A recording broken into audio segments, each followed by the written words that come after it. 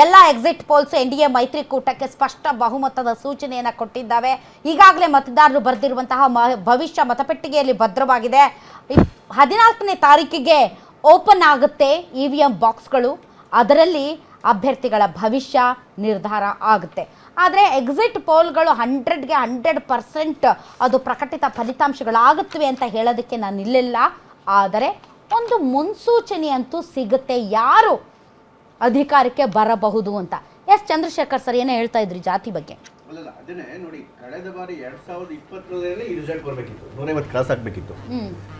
ಆದರೆ ಹೇಳಿದ್ನಲ್ಲ 43 ಕಡೆ ಪಾಸ್ವಾನ್ ಅವರೇನೇ ಏನು NDA ಜೊತೆಲಿದ್ದಂತಹ ಪಾಸ್ವಾನ್ ಅವರೇ ಹೋಗಿ ಎಗನೆಸ್ಟ್ ಆಗಿ JDU ಎಗನೆಸ್ಟ್ ಆಗಿ ಸೀಟ್ಗಳನ್ನು ನಿಲ್ಲಿಸಿದ್ರು. ಆಲ್ಮೋಸ್ಟ್ 43 ಜಾಗದಲ್ಲಿ JDU ಸೋಲೋದಕ್ಕೆ ಅವ್ರು ಕಾರಣ ಆದರು. ಹಾಗಾಗಿ JDU ಸಂಖ್ಯೆ 43ಕ್ಕೆ ಇಳಿದುಬಿಡ್ತು. ಇಲ್ಲ ಅಂತ ಹೇಳಿದ್ರೆ ಕಳೆದ ಬಾರಿನೇ 150 100 ಕ್ರಾಸ್ ಆಗಿಬಿಡೋದು.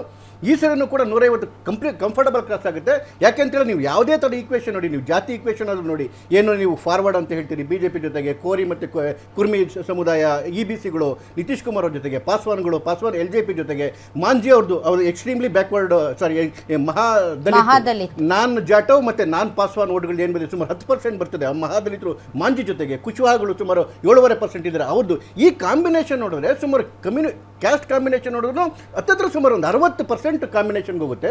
ಆದರೆ ಮಹಾಭಟ್ಗಳ ಗಠಬಂಧನ್ಗೆ ಹೋದರೆ ಮುಸ್ಲಿಂ ಮತ್ತು ಯಾದವ್ ಒಂದು ಗಟ್ಟಿ ಬಿಟ್ಬಿಟ್ರೆ ಬೇರೆಯವ್ರ ಜೊತೆಗೆ ಸೇರ್ಕೊಂತಿರ್ತಕ್ಕಂಥ ಲಕ್ಷಣಗಳು ಭಾಳ ಕಾಣ್ತಾ ಇಲ್ಲ. VIP ಒಂದಿದೆ, ತುಂಬ ಸಣ್ಣ ಸಮುದಾಯ, ಮವಾಂತ ಸಮುದಾಯ ಇವ್ರದ್ದು,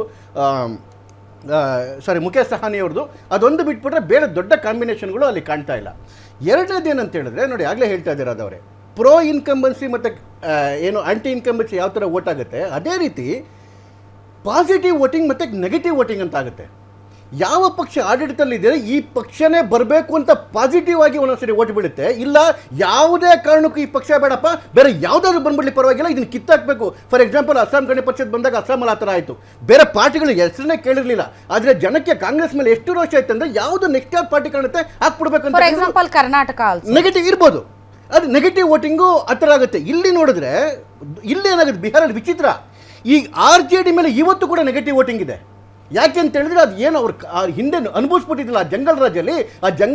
2000ದಿಂದ 1990ರಿಂದ 2015 ಒಳಗಡೆ ಏನು 15 ವರ್ಷ ನೋಡಿದ್ರು ಆ ಜಂಗಲ್ ರಾಜು. ಸಂಜೆ ಆದಮೇಲೆ ಹೆಣ್ಮಕ್ಳು ಆಚೆ ಕಡೆಗೆ ಹೋಗಾಗ್ತಿಲ್ಲ, ಗಂಡು ಮಕ್ಕಳು ಆಚೆ ಕಡೆಗೆ ಹೋಗ್ತಾ ಇಲ್ಲ, ವಿಪರೀತ ಮಾಫಿಯಾ ರಾಜು. ಇದನ್ನೆಲ್ಲ ನೋಡಿರ್ತಕ್ಕಂಥ ಜನಕ್ಕೆ ಇವತ್ತು ಕೂಡ ಭಯ ಇದೆ.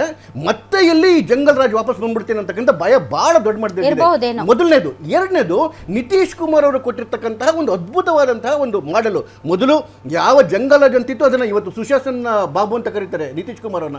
ತುಂಬಾ ಲಾ ಅಂಡ್ ಆರ್ಡರ್ ತಗೊಂಡ್ಬಂದ್ರು. ಅವ್ರ ಕೈಲಿ ಅವರೇನಾ ಸರ್ ಚೀಫ್ ಮಿನಿಸ್ಟರ್? 100% ಅನೌನ್ಸ್ ಮಾಡಾಗಿದೆ. ನಾವು ಅನೌನ್ಸ್ ಮಾಡಿದಾರಾ ಅಥವಾ ನಾವು ಅವ್ರ ನೇತೃತ್ವದಲ್ಲಿ ಚುನಾವಣೆಗೆ ಹೋಗ್ತೀವಿ ಅಂತ ಅಂದಂಗಿಲ್ಲ, ಅವರೇ ಮುಖ್ಯಮಂತ್ರಿ ಅಂತ ಹೇಳಿಲ್ಲ. ನಿಮ್ ಮಗು ಅಳ್ತಿದ್ಯಾ? ಹಾಗಾದ್ರೆ ನಿಮ್ ಮಗುವಿಗೆ ಜೀನಿ ಸರಿ ಇಟ್ಕೊಡಿ. ಯಾಕಂದ್ರೆ ಜೀನಿ ಸರಿ ಇಟ್ಟು ನಿಮ್ಮ ಮಗುವಿಗೆ 100% ಸರಿಯಾದ ಆಹಾರ. ನಿಮ್ಮ ಮಗು ನೆಮ್ಮದಿಯಾಗಿ ನಿದ್ದೆ ಮಾಡಬೇಕಾ, ದಷ್ಟಪುಷ್ಟವಾಗಿ ಬೆಳಿಬೇಕಾ? ಹಾಗಾದ್ರೆ ಜೀನಿ ಸರಿ ಇಟ್ಟು ಕೊಡಿ. ಎಲ್ಲಾ ಮೆಡಿಕಲ್ ಶಾಪ್ಗಳು, ದಿನಸಿ ಅಂಗಡಿಗಳು, ಸೂಪರ್ ಮಾರ್ಕೆಟ್ಗಳಲ್ಲಿ ಲಭ್ಯ. ಹೇಳಾಯ್ತು, ಅದನ್ನೇ ಹೇಳಾಯ್ತು. ರಾಜನಾಥ್ ಸಿಂಗ್ ಅವರು ಅದನ್ನೇ ಹೇಳಾಯ್ತು. ಫಸ್ಟ್ ಹೇಳಿದ್ವಿ ಅವ್ರ ನೇತೃತ್ವದಲ್ಲಿ ಹೋಗ್ತೀವಿ ಅಂತೇಳಿ.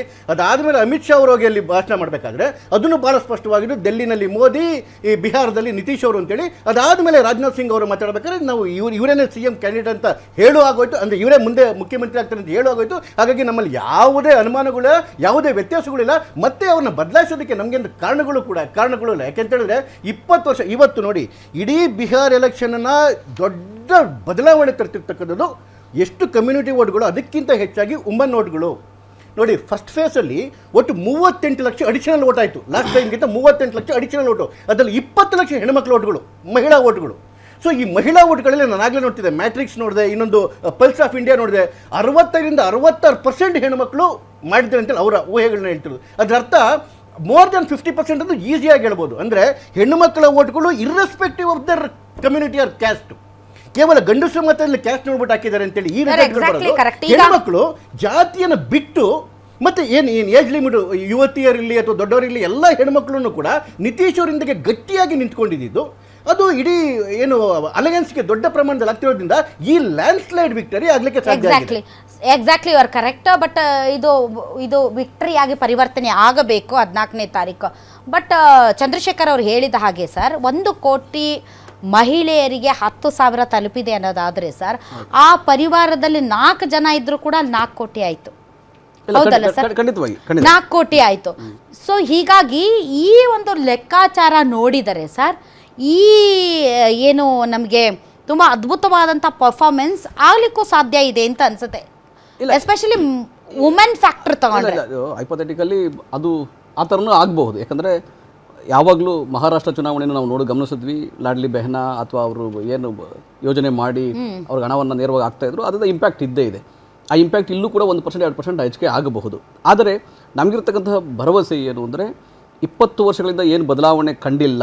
ಈಗ 1 ಕೋಟಿ ಜನ ಯುವಕರು ಬಿಹಾರದ ನನಗೆ ಇರುವಂತಹ ಇತ್ತೀಚಿನ ಚುನಾವಣೆಗಳು ವುಮನ್ ಸೆಂಟ್ರಿಕ್ ಆಗ್ತಾ ಇದಾವಲ್ಲ, ಎಲ್ಲವೂ ಕೂಡ ವುಮನ್ ಸೆಂಟ್ರಿಕ್ ಎಲೆಕ್ಷನ್ಸ್ ಆಗ್ತಾ ಇದೆ ಅಂತ.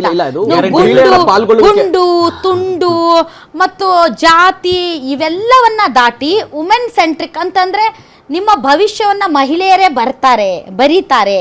ಅಲ್ಲ, ಈಗ ಮುಂದಿನ ದಶಕನೂ ಕೂಡ ಮಹಿಳಾ ಪಾಲ್ಗೊಳ್ಳುವಿಕೆ ಏನು ಸಮಾಜದಲ್ಲಿ ಆರ್ಥಿಕ ಚಟುವಟಿಕೆಗಳಲ್ಲಿ ಜಾಸ್ತಿ ಆಗಬೇಕು. ಅದಕ್ಕಾಗಿ ಒಳ್ಳೆಯದು. ಎಲ್ಲ ಪಕ್ಷಗಳು ಕೂಡ ಅದನ್ನೇ ಗಮನಿಸ್ಕೊಡ್ತಾ ಇರತಕ್ಕಂಥದ್ದು. ಯಾಕಂದರೆ ಇಲ್ಲಿವರೆಗೂ ನೀವು ಈಗ ಬಿಹಾರಲ್ಲಿ ಲೆಕ್ಕ ಹಾಕ್ಕೊಳ್ಳಿ, ಪುರುಷರಿಗೆ ಇಂಥ ಮಹಿಳೆಯರು 10% ವಿದ್ಯಾಭ್ಯಾಸದಲ್ಲಿ ಕಡಿಮೆ ಇದ್ದಾರೆ.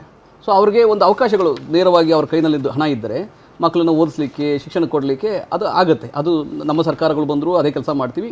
ಈ ಸರ್ಕಾರ ಕೂಡ ಅದೇ ಕೆಲಸ ಈಗ ಮಾಡ್ತೀವಿ ಅಂತೇಳಿ ಹಣವನ್ನು ಹಾಕಕ್ಕೆ ಪ್ರಯತ್ನ ಮಾಡಿದ್ದಾರೆ. ಕಳೆದ 20 ವರ್ಷದಿಂದ ಹಾಕಿಲ್ಲ, ಇಲ್ಲ ಮೋದಿ ಸರ್ಕಾರ ಅವರು 11 ವರ್ಷದಿಂದ ಇದ್ದಾರೆ, ಅವರು ಏನೂ ಹಾಕಿಲ್ಲ.